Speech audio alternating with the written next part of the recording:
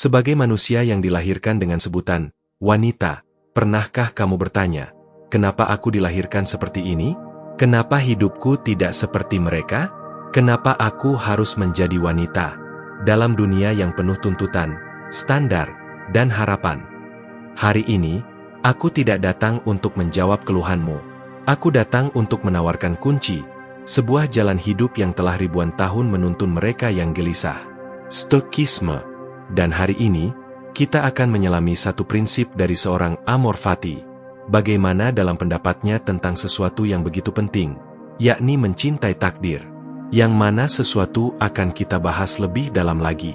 Mencintai takdirmu, sebagai wanita, apapun bentuknya, bagaimanapun kondisinya. Seorang wanita adalah gambaran kelembutan, gambaran cinta yang begitu besar terhadap semua orang. Ketulusan dan kehadiran mereka begitu bermakna. Bayangkan saja jika dunia ini tanpa wanita. Mungkin hidup ini terasa kosong dan begitu hampa. Menjadi wanita adalah takdir yang penuh makna. Kamu tidak memilih dilahirkan sebagai wanita, tetapi kamu bisa memilih bagaimana kamu menjalaninya. Dalam paham Stokisme mengajarkan begini, apa yang terjadi padamu bukan masalahnya. Masalahnya adalah bagaimana kamu menanggapinya. Jadi, kamu bisa mengeluh tentang tubuhmu, posisimu, batasanmu, atau kamu bisa berdiri dan menjadikan itu bahan bakar kekuatanmu. Wanita bukan makhluk lemah. Wanita adalah simbol dari ketahanan. Lihat bagaimana tubuhmu diciptakan untuk menanggung rasa sakit. Lihat bagaimana hatimu bisa mencintai, bahkan saat dikhianati. Lihat bagaimana kamu bisa tersenyum, bahkan saat air matamu belum kering. Amor Fati dalam tulisannya mengatakan sikap wanita bukan pasrah, tapi menerima, lalu memaksimalkan. Bukan menyerah, tapi mengolah. Menjadi wanita adalah takdir, tetapi menjadi wanita yang bijak adalah pilihan. Sebagai seorang wanita yang bijaksana, terkadang mereka dituntut cintailah luka-luka yang membentukmu. Dalam Stokisme, tidak ada penderitaan yang sia-sia. Setiap luka adalah pelatihan. Setiap air mata adalah penyucian. Setiap kehilangan adalah guru yang diam. Epiktetus, seorang budak yang menjadi filsuf agung, berkata, bukan penderitaan yang membuat kita menderita, tapi pikiran kita tentang penderitaan itu. Maka, cintailah luka-lukamu. Cintailah masa lalumu, meski tidak indah. Cintailah masa-masa ketika kamu dikhianati, diremehkan, ditinggalkan, karena itulah masa ketika kamu belajar menemukan dirimu sendiri. Takdir tidak selalu manis, tidak juga selalu pahit, bahkan tidak berjalan sesuai skenario yang sudah begitu rapi kita rancang. Tapi ia selalu mengandung makna. Jika kamu memilih untuk melihatnya, dunia tak harus adil, tapi kamu harus bijak.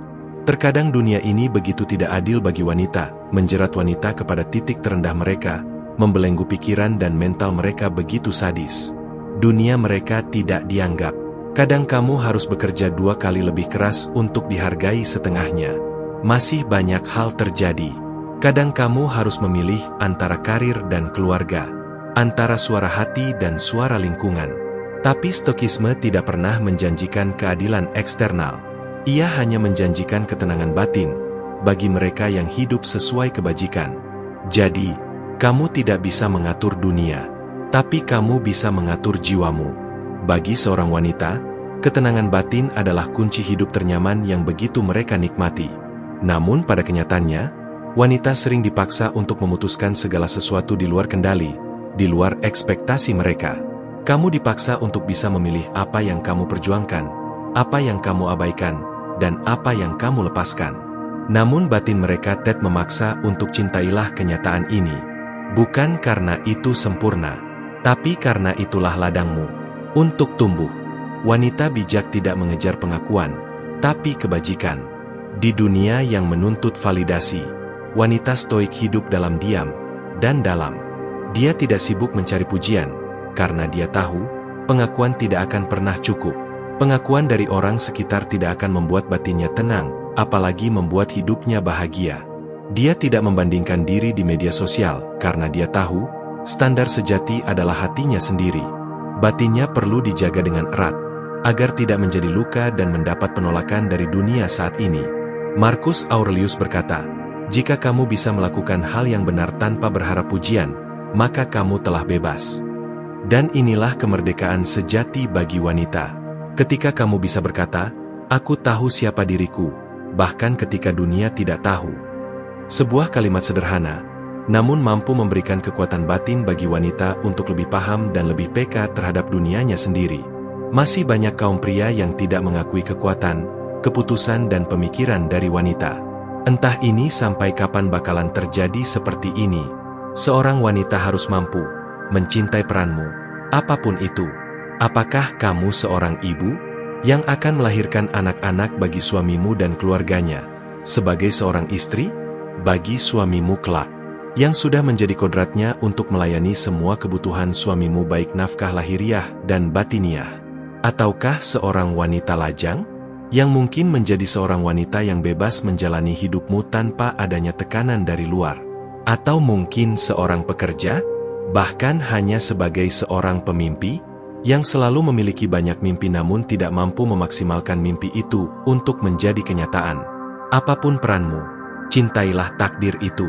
Takdir yang akan membawamu menjadi makhluk yang paling sempurna, yang menjadikan tubuhmu dan perjuangan hidupmu untuk memberikan kehidupan baru kepada suamimu dengan perjuangan hidup matimu.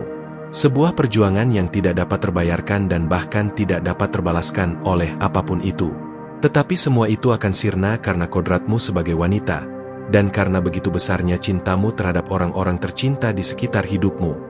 Jalani peran itu dengan sepenuh hati, karena dalam Stokisme, setiap peran adalah tugas suci, tugas mulia yang harus dijalankan sepenuh hati dan segenap jiwa, sebuah tugas suci yang tak akan tergantikan oleh siapapun. Seorang wanita stoik tidak malu dengan statusnya. Dia tahu bahwa nilainya tidak datang dari label, tapi dari integritas dalam menjalani perannya. Dan bukan soal kamu siapa, tapi bagaimana kamu hidup sebagai siapa kamu sekarang. Sebab takdirmu adalah ladangmu. Wanita sering dituntut untuk bukan hanya menerima, tapi mencintai. Mencintai jalan yang diberikan hidup, meskipun penuh tanjakan, hujan, bahkan badai. Karena stoik tahu, di balik semua itu, ada ladang yang sedang menumbuhkan versi terbaik dari dirinya. Dan kamu, wanita, apakah kamu siap mencintai takdirmu? Bukan karena mudah, tapi karena itulah jembatan menuju kebebasan sejati. Untukmu wanita terhebat, cintailah takdirmu. Sebagai wanita, dengan segala kompleksitas dan keindahannya yang telah diturunkan dan digariskan, cintailah dirimu, bukan karena kamu sempurna, tapi karena kamu terus bertumbuh. Cintailah hidupmu, bukan karena selalu mudah, tapi karena kamu berani menjalaninya. Dan jika suatu hari kamu ragu, kembali ke prinsip ini seperti yang dikatakan Amor Fati, karena di sanalah letak kekuatan tertinggi. Menerima, lalu mengubahnya menjadi cahaya. Jika video ini menyentuh hatimu, klik tombol like dan subscribe, agar kita bisa terus berjalan bersama dalam perjalanan jiwa dan makna. Jangan lupa untuk tulis di kolom komentar, apa bagian dari takdirmu yang paling ingin kamu cintai hari ini? Ceritakan kepadaku, dan sampai jumpa di video berikutnya. Tetaplah kuat, tetaplah bijak, dan tetaplah menjadi wanita yang mencintai takdirnya.